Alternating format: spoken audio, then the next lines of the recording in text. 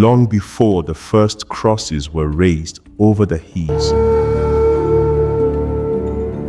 and long before the first mosques echoed with the call to prayer, Africa already knew the sacred.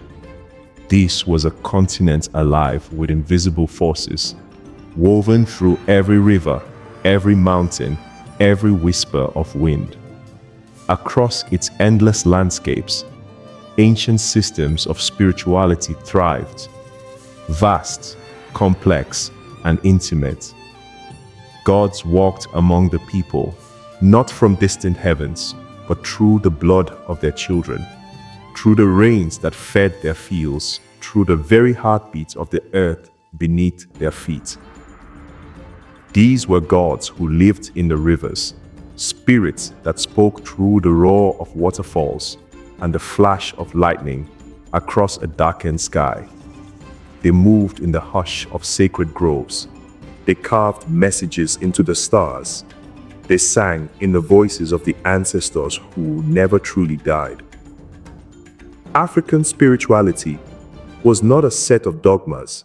It was a way of breathing, a way of knowing, a way of walking in constant dialogue with the seen and unseen worlds. The land itself was the temple.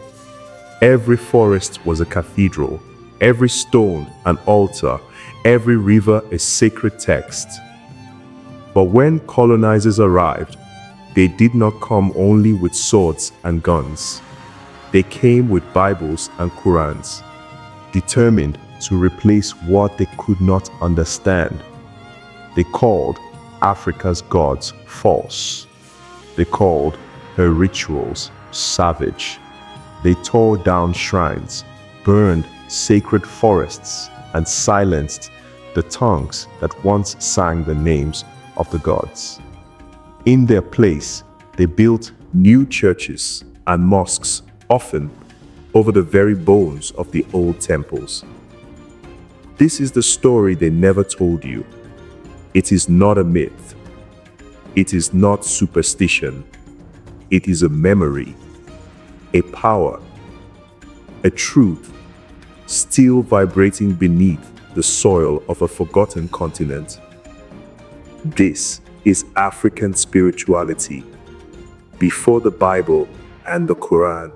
In the heart of West Africa, among thick forests and fertile rivers, the Igbo people carried a spiritual system as old as the land itself, a system known as Odinani. Long before the world outside would draw borders or raise foreign gods, the Igbo understood their universe through a sacred balance of forces, a living dialogue between the physical and the divine.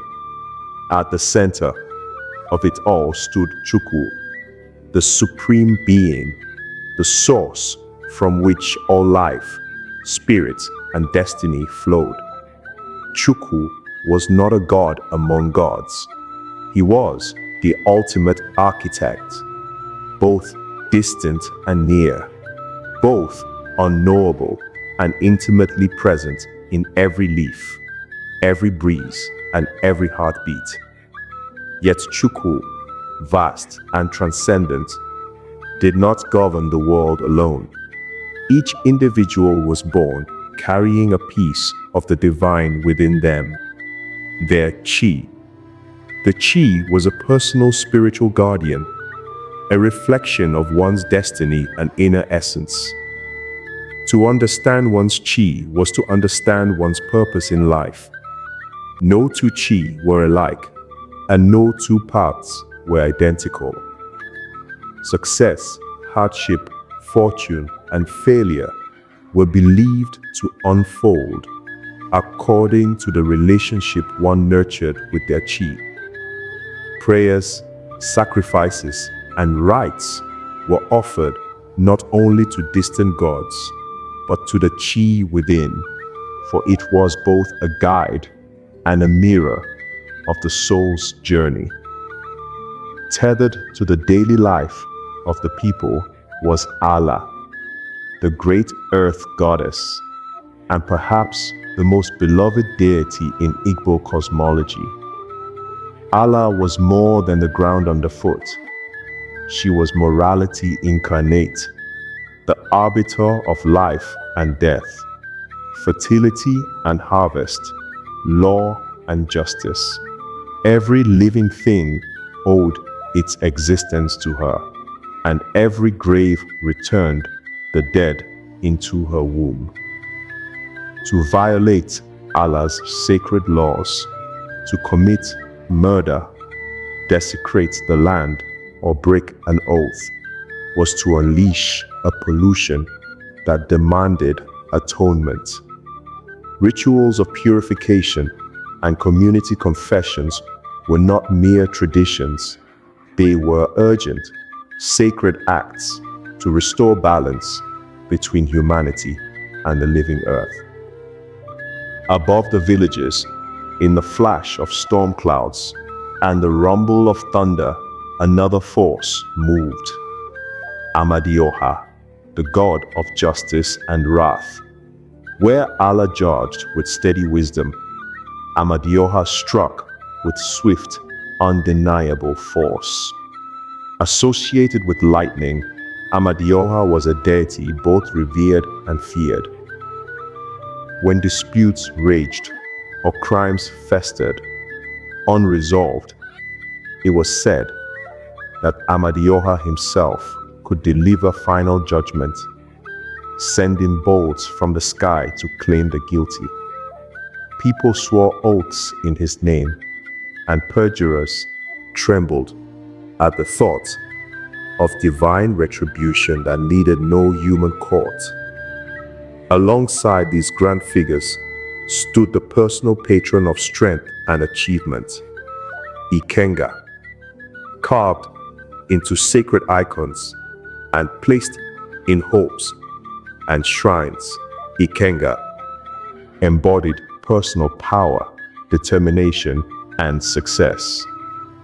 Warriors, hunters, farmers, and merchants alike prayed to Ikenga for victories in battle, bountiful harvests, or prosperous ventures. Ikenga was the spirit of willpower, given form, a reminder that ambition, when aligned with one's chi and the broader harmony of the universe, was itself a sacred act. No man or woman stood alone in their quest. They moved forward, guided by ancestral forces and divine blessings, all stitched into the fabric of their lives. Odinani was a cosmos of three intertwined worlds. Eluigwe, the heavenly realm of the gods and spirits, floated above. Ala Madu, the earthly plane where humans lived and struggled, sat in the middle. Beneath lay Ala Mur, the spirit world, the realm of ancestors, of unfinished business, of dreams and omens. These worlds were not sealed off from each other. They bled into one another, connected through rituals, visions, and bloodlines. The living sought the wisdom of the dead through divination, while the ancestors guarded the community and whispered warnings through signs and wonders. Justice was not only enforced by human hands, but by spiritual decree, often interpreted through the lens of dreams, natural omens, or the outcomes of sacred trials. In this sacred architecture, everything had its place, its meaning, its spirit. The Igbo did not separate the seen from the unseen, the sacred from the mundane. To live was to walk constantly between worlds, guided by personal chi, judged by Allah's earth, defended or condemned by Amadioha's storms, and empowered by the indomitable will of Ikenga. Through Odinani, the Igbo carried the memory of a time when the earth itself was alive, and when to be human was to be profoundly, unshakably connected to the divine. In the lands where the Niger River spreads its fingers across ancient soil, the Yoruba people built a spiritual system as vast and intricate as the cosmos itself, a world alive with gods, ancestors, and destiny. At the heart of Yoruba, spirituality stands Olodumare, the eternal creator, the infinite source from which all things arise, and to which all things will one day return. Olodumare does not rule with iron or rage. Instead, Olodumare exists beyond direct worship, a silent pulse of creation that homes through every tree, every river, every living breath. To the Yoruba, Olodumare is both far and near, transcendent and immanent, unknowable, yet present in every corner of existence. From Olodumare came the Orisha, the divine forces that bridge heaven and earth. Each Orisha carries a unique essence, governing elements of nature, human emotion, and destiny itself. Among the greatest of these is Orunmila, the Orisha of wisdom, prophecy, and fate. Orunmila holds the sacred knowledge of Ifa, the cosmic system of divination that maps the paths available to every soul. Ifa is not written in books. It lives in the breath of priests, in the sacred chains they cast, in verses memorized across generations. Through Ifa, the Yoruba people consult the energies of the universe, seek guidance for their choices, and glimpse the shape of destinies yet to unfold. Ifa is not magic. It is communion, a dialogue between humans and the unseen fabric of reality. But the paths between worlds are not simple, and nothing moves without mediation. Here stands Esu, the trickster and the gatekeeper. Esu embodies paradox, chaos, and movement. He is neither evil nor purely good. He is the spirit who challenges, tests, and ultimately ensures that divine messages reach their intended recipients. Without Esu, prayers cannot ascend. Without Esu, blessings and curses alike go undelivered. Often depicted standing at crossroads, Esu reminds every traveler that choices matter, that nothing is fixed, and that life is a dance between chance and intention. He is feared, loved, respected, for without Esu, the universe itself will be mute. Then comes Ogun, the god of iron, war, and innovation. It was Ogun who carved the first paths through the primordial forest, who gave humanity tools to build, farm, and forge civilizations. Ogun's blood is the iron in every blade, the steel in every plow, the backbone of every city. In times of peace, he is revered as the god of craftsmen and laborers. In times of war, he is the invincible warrior who clears the way with brutal necessity. To honor Ogun is to honor work, strength, and the relentless drive to create and transform.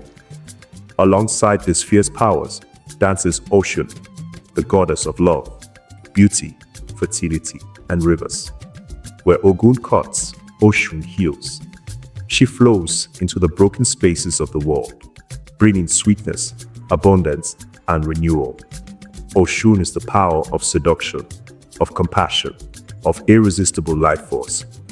It is said that when the other gods once abandoned humanity, it was Oshun who soothed their anger and restored balance. Her waters quench not just thirst, but the soul's longing for connection, pleasure, and rebirth. Golden like honey, fierce like the flood, Oshun is a reminder that life must not only be survived, but loved. Above all, there is Yemoja, the great mother of oceans, from whose waters all life was born.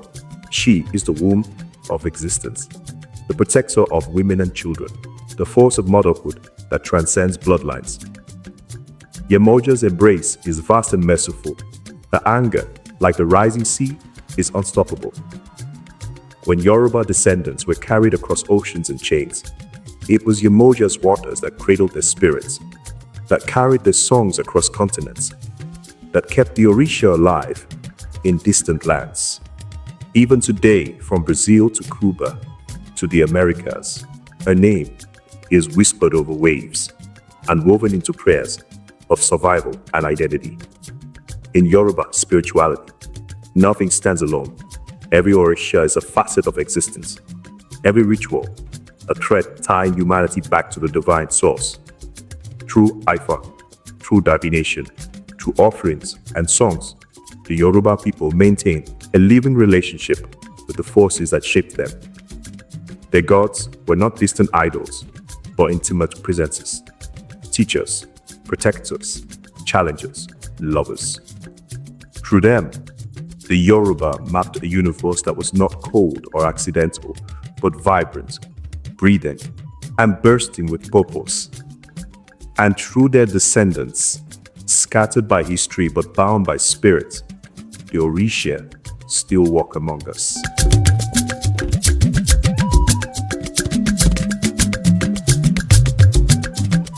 In the arid lands and bustling city-states of ancient Hausa land, long before Islam reshaped the cultural landscape, the people revered an intricate spiritual system known as Bori.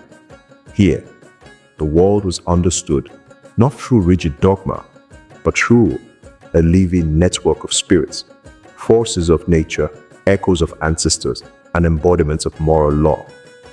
The Bori spirits were everywhere, inhabiting windswept plains, sacred groves, bustling markets, and private homes. Though were not distant or abstract, they moved among the people, influencing health, fortune, fertility, and justice. To live in Hausa society was to walk among unseen presences, negotiating the complexities of life with the aid and caution demanded by the spirit world. Central to Bori practice were the spirit possession ceremonies, communal gatherings where rhythm, dance, and trance bridged the gap between human and spirit.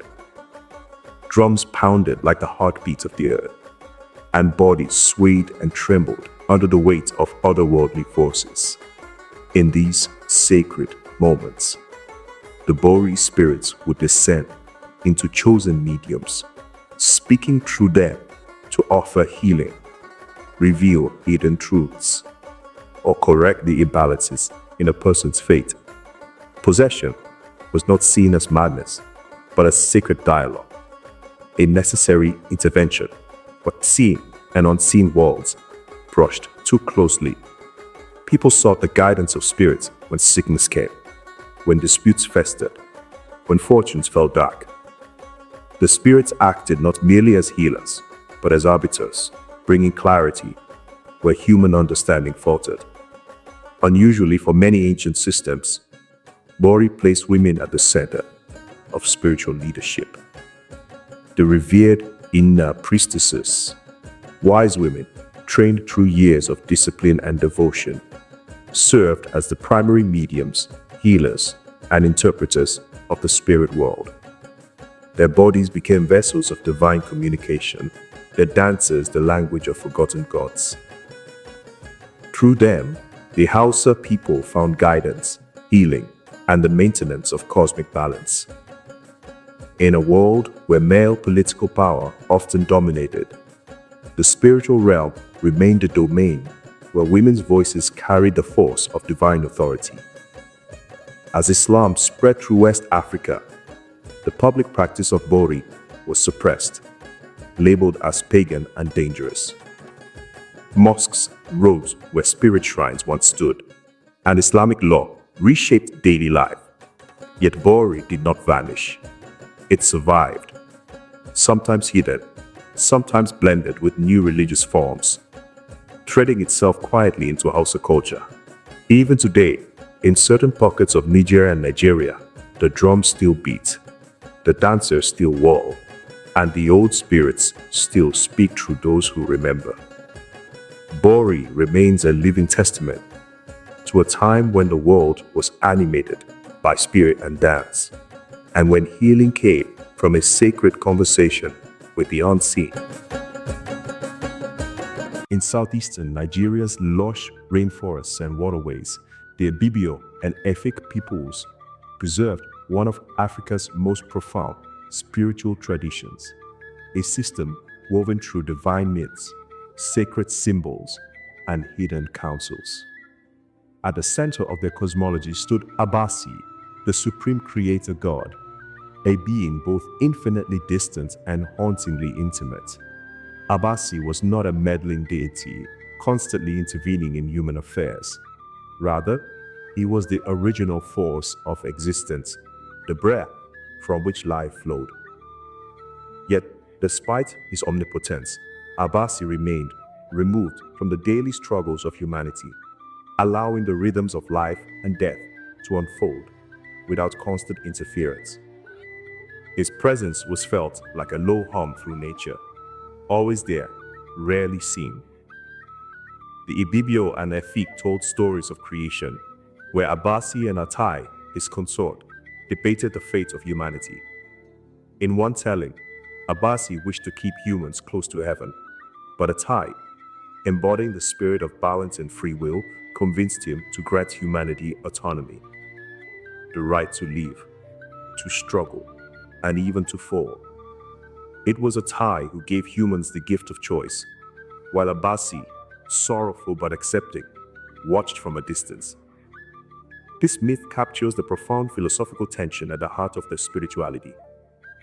Life as a dance between destiny and choice, divine structure and human freedom, to govern human society and maintain order in the absence of daily divine intervention. Secret organizations like the Ekpe Society rose to power. Ekpe was more than a political body. It was a spiritual institution tasked with upholding justice, enforcing moral laws, and protecting the sacred balance of the community. Through intricate rites, masked ceremonies, and secret codes, the Ekpe councils mediated disputes, administered trials, and even served as judges when human courts faltered. To be initiated into Ekpe was to become a custodian of both societal and spiritual equilibrium, a guardian of traditions whispered from the ancestors. Nsibidi was at the heart of the sacred governance, a complex visual script of symbols and glyphs that predated colonial writing systems. Nsibidi was more than communication. It was a mystical language used in shrines, carved onto sacred objects, and flashed in secret gestures during rituals and court proceedings.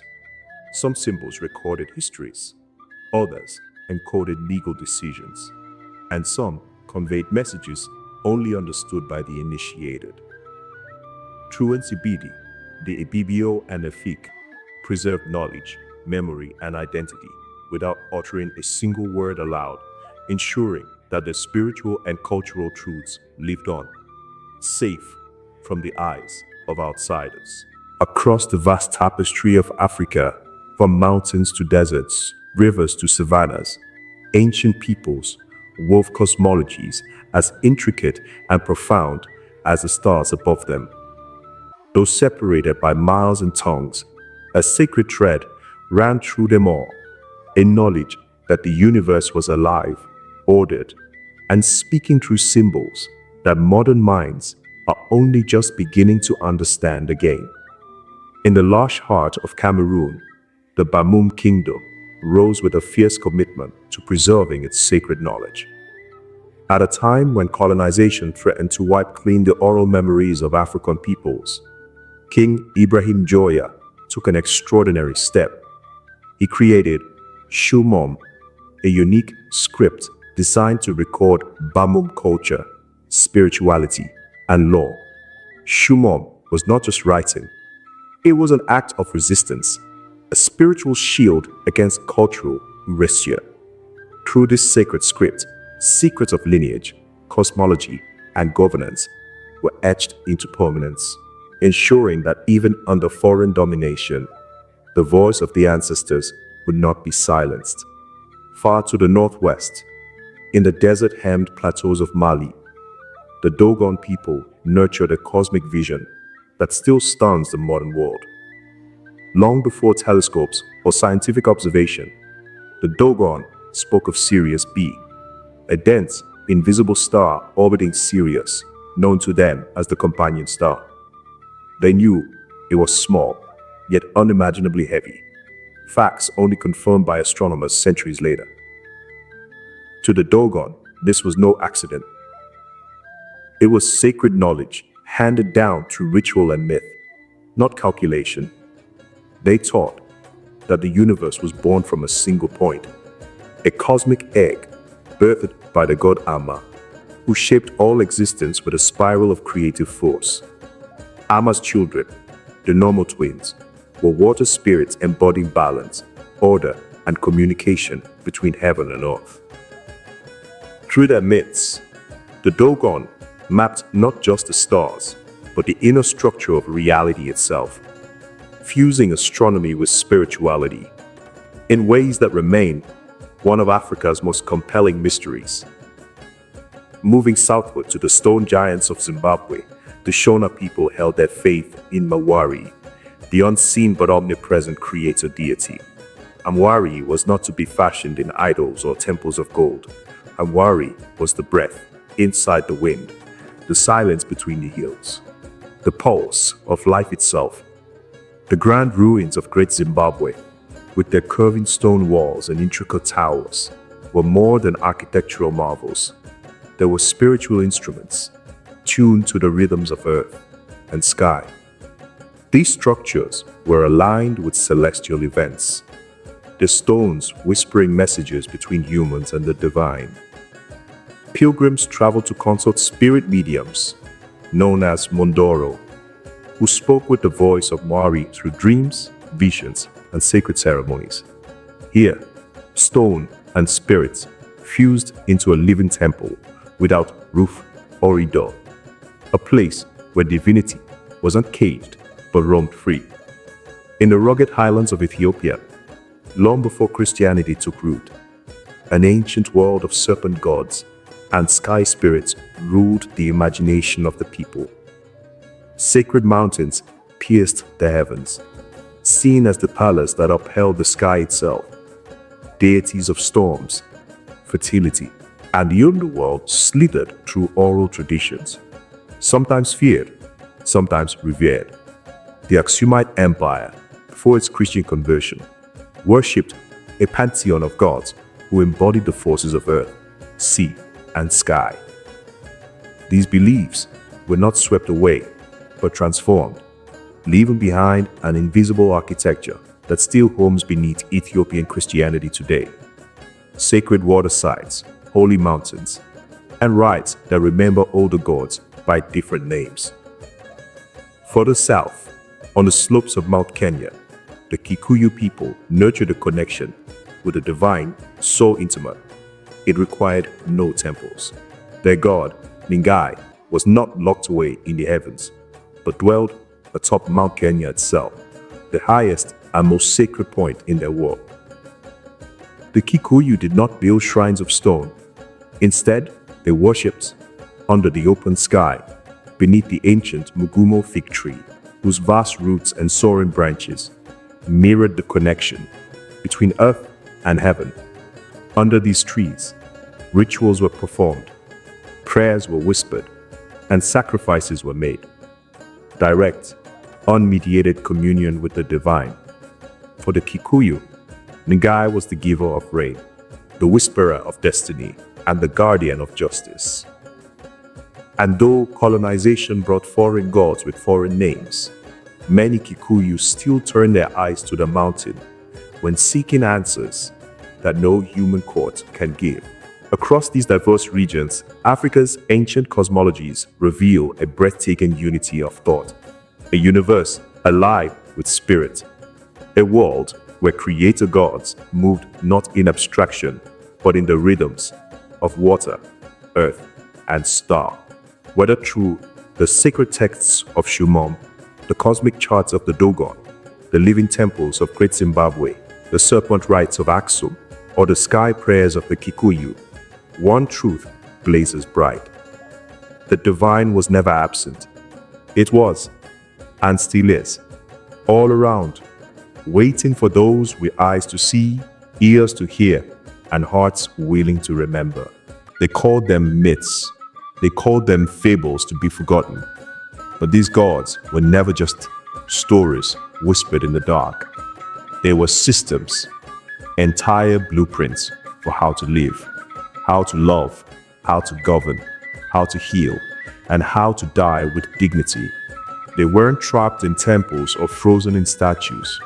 They were alive in the rivers that carved the land, in the lightning that split the sky, in the trees that reached their hands toward heaven, and in the dreams that spoke truths deeper than words. They were the architects of meaning, the keepers of balance, the protectors of memory. And though colonization came with fire and steel, though missionaries came with books and foreign tongues, though centuries sought to erase their names from the earth, they are not gone. Beneath every step we take, beneath every breath we draw, they still hum like an underground river, flowing unseen but unstoppable. They live in the stories we still tell, in the rituals we still keep, in the quiet instincts we cannot explain. They live because you are still here, because blood remembers, because spirit remembers. Through you, they speak again. Through you, their songs rise once more into the sky. You are not separate from the sacred story. You are the continuation of it. A living altar, a breathing shrine, a keeper of ancient fires that never fully went out. And if you close your eyes and listen to the wind in the trees, to the rhythm of your own heartbeat, to the wisdom carried by your ancestors, you will hear them, calling not from some distant past, but from right here, right now, reminding you that the sacred was never lost. It was only waiting for you to remember. If this journey into forgotten truths, into the rivers and mountains and dreams of ancient Africa, awakened something in you, if it stirred something old and powerful in the depths of your spirit, then don't let this be where the path ends. Subscribe. Share this story with others who are ready to remember. Walk back with us into the sacred, one step at a time.